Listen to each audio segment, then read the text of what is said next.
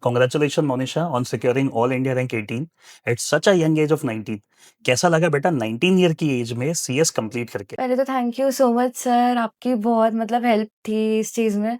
And मैंने तो अभी May 24 में जस्ट स्टार्ट ही किया था और मतलब इतनी जल्दी सीएस कंप्लीट हो गया, तो मेरे को तो बहुत अच्छा लगा। मतलब सारा ऐसे जो भी हार्ड वर्क था, वो सारा ऐसे पूरा हो गया, मेरे को बहुत अच्छा लगा इसका। बेटा क्या आपने ऑल इंडिया रैंक एक्सपेक्ट करी थी जब आप रिजल्ट देख रहे थे? तो क्या आपने एक्सपेक्ट करा था कि आपका ऑल इंडिया रैंक आएगा? सर तो मैंने तैयारी तो पूरी की थी कि मतलब ऑल इंडिया रैंक आ जाए और रिज़ल्ट तो मैंने देखा ही नहीं। वो तो मतलब मम्मी ने ही देखा था, मैंने तो मेरे को ओके। तो मैसेज आया तो पता चला कि मतलब ऑल इंडिया रैंक आ गई। तो मेरे लिए तो सब कुछ सरप्राइज़ ही था। बेटा जैसे आपने कहा कि आपने हार्ड वर्क करा, तो मैंने ये देखा है कि प्रोफेशनल एग्जाम जब होते हैं, एक मार्केट में मिथ है कि अगर आप 10 से 15 घंटे स्ट्रिक्ट हार्ड वर्क नहीं करेंगे तो आपके एग्जाम नहीं निकलेंगे। आपने अपना स्टडी रूटीन कैसे मैनेज करा है? क्या आपने भी 10 से 15 घंटे एक दिन में पढ़ाई करी है या नहीं करी है? सर मेरे हिसाब से तो ये मिथ है कि 10 से 15 घंटे पढ़ना पड़ता है, बिकॉज़ मैं खुद मतलब 7 से 8 घंटे पढ़ती थी और जितना पढ़ती थी वो क्वालिटी स्टडी होती थी, मतलब कंसिस्टेंटली पढ़ती थी। ऐसे ओके। नहीं कि मतलब फ़ोन चला रही हूँ या कुछ, फ़ोन स्विच ऑफ करके पढ़ती थी। प्लस मैं जो आज का पढ़ा है ना, तो उसको रात को एक बार रिवाइज़ कर लेती थी। ऐसे तो मैं बस इतना ही करती थी और तो मतलब मैंने कुछ 15-20 घंटे पढ़ाई नहीं की, ऐसे ओके। बोल। बेटा जैसे मैं खुद बच्चों को यही कहता हूँ कि 7-8 घंटे आप पढ़ो, क्वालिटी पढ़ो। ये सब मिथ होते हैं मेरे हिसाब से भी कि 10 से 15 घंटे पढ़ना चाहिए। बट मैं ये भी जानना चाहूँगा आपसे कि जब आपने तैयारी करी, तो तैयारी करते वक़्त आपने क्या चैलेंजेस फेस करे? आपको कौन से पेपर टफ लगे? और अगर टफ लगे तो आपने उनकी तैयारी कैसे करी? मैंने तो सारे जितने भी सब्जेक्ट्स थे उनको एकदम इक्वल फुटिंग पे लेके चली। ओके। बस एक ड्राफ्टिंग था, बिकॉज़ वो प्रीवियस अटेम्प्ट्स में बहुत ज़्यादा ऐसा आ रहा था, तो मेरे को भी थोड़ा उसमें ऐसा लगा था, तो मैंने उसकी थोड़ी ज़्यादा मतलब तैयारी की थी, उसमें थोड़े रिविज़न ज़्यादा मारे थे। अदरवाइज़ तो सबको एक साथ ओके। लेके चली थी। बेटा जैसे सब जने कहते हैं कि सीएस प्रोफेशनल का सिलेबस बहुत बहुत ज़्यादा वास्ट है।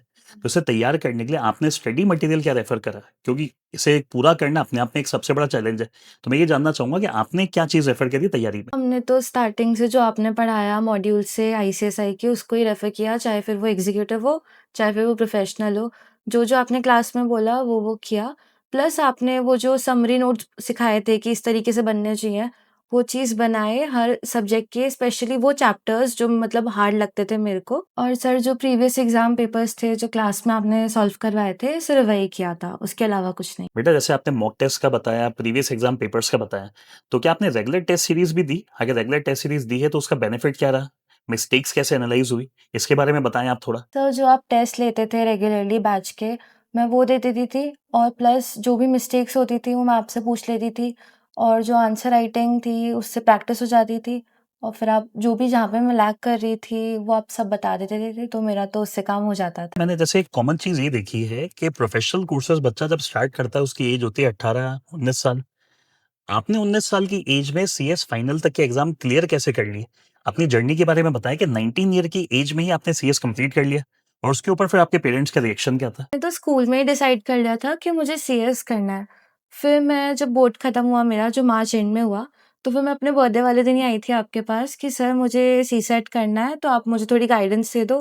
फिर 2 अटेम्प्ट थे, एक तो May 24 का था जो मतलब नेक्स्ट वीक नेक्स्ट मंथ ही था और जो जुलाई में था आई गेस वो था। तो फिर मैंने आपसे जब डिस्कशन किया तो आपने मेरे को बोला कि मई का दो, तो मैंने मतलब सोचा समझा, फिर मैंने कहा चलो दे देते हैं। हो जाएगा तो ठीक है, वरना फिर अपन जुलाई में दे देंगे और फिर वो लकीली हो गया।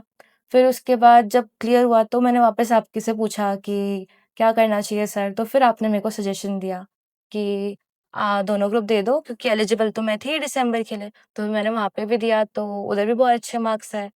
उसके बाद दिसंबर 25 में प्रोफेशनल का अटेम्प्ट दे दिया। फिर वहाँ पे क्लियर हो गया ऑल इंडिया रैंक के साथ, तो ये चीज़ तो मतलब जल्दी क्लियर हो गया। जैसे 19 ईयर की एज में आपका कंप्लीट हुआ, तो जब रिज़ल्ट आया तो आपका और पेरेंट्स का रिएक्शन क्या था रिज़ल्ट को देख के? तो जब रिज़ल्ट आया तब तो मैं पेपर देने गई थी, कंपनी लॉ का ही था बीकॉम का। तो जो था मम्मी को ही आपने ही फ़ोन किया था कि रिज़ल्ट आ गया, तो मम्मी तो शॉक हो गई पहले तो कि सच्ची में ऑल इंडिया रैंक आ गई क्या? फिर उसके बाद मैं घर आई तो मेरे सामने तो ये एक्टिंग कर रहे थे कि मतलब देख, देख क्या रिज़ल्ट आया। फिर मैंने देखा तो पहले तो मैं रोने लग गई, मम्मी-पापा ने मेरे को बहुत ऐसे प्यार किया, हग किया।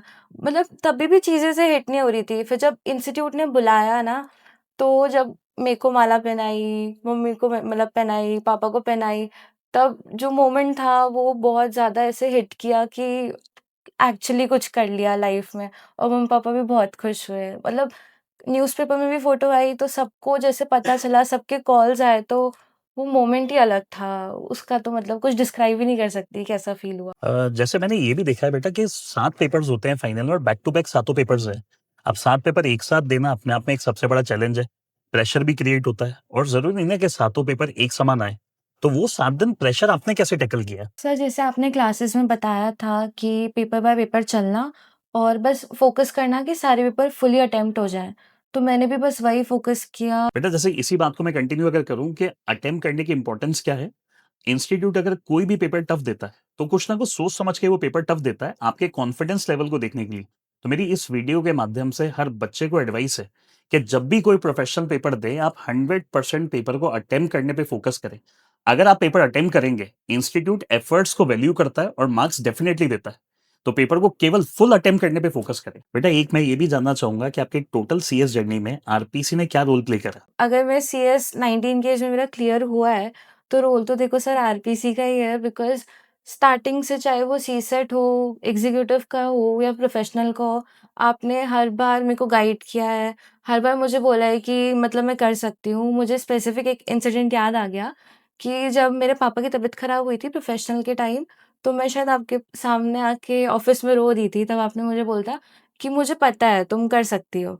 तो उस टाइम मेरे को लगा कि हाँ, मैं कर सकती हूँ, तो मैंने चुपचाप मैं घर पे गई एंड मैंने मेरी पढ़ाई वापस से कंटिन्यू करी और फिर ऑल इंडिया रैंक आ गई। और कोचिंग में तो हमेशा मॉड्यूल्स रेफ़र करी गई है और मतलब लाइव एग्ज़ाम्पल्स दिए हैं, प्रैक्टिकली पढ़ाया गया है, और जब-जब कोई भी चीज़ का डाउट आया तो सर ने सॉल्व किए हैं। चाहे फिर वो रोहित सर हो, एकेश सर हो या फिर अजय सर हो, सबने बहुत हेल्प करी है। बेटा मैं ये भी जानना चाहूंगा कि आपकी सीएस जर्नी में किन किन जनों का मेजर सपोर्ट रहा है? मेरी इस जर्नी में तो मतलब सबका ही, मतलब चाहे वो टीचर्स हों, रोहित सर, एकेश सर या अजय सर, या मेरे मम्मा, पापा और दीदी, सबका ही रोल रहा है।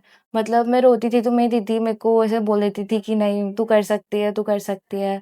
और रोहित सर चाहे एकेश सर हो, सब मेरे को बोलते थे कि हो जाएगा, तू कर लेगी। तो सबका ही रोल था। ये भी मैं आपसे जानना चाहूंगा कि आप सीएस एस्पिरेंट्स को क्या टिप्स या क्या एडवाइस देना चाहोगे?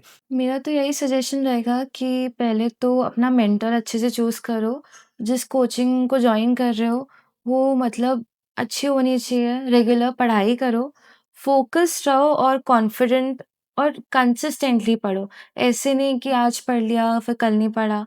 रोज़ पढ़ाई करो, तो फिर ईज़िली हो जाएगा। आप अगर आरपीसी अपने किसी और फ्रेंड को रेफर करना चाहें, तो उसको रीजन क्या देंगे कि उसको रोहित पटोलिया क्लासेस ज्वाइन करना चाहिए? मैं तो यही बोलूँगी कि मतलब बहुत ज़्यादा पॉज़िटिव एनवायरनमेंट है आरपीसी का, और टीचर्स भी बहुत सपोर्टिव हैं। मुझे कभी भी किसी चीज़ में डाउट होता था, तो वो मेरे को मतलब इतनी ईज़िली क्लियर कर देते थे कि मेरा बहुत अच्छे से प्रिपेयर हो जाता था।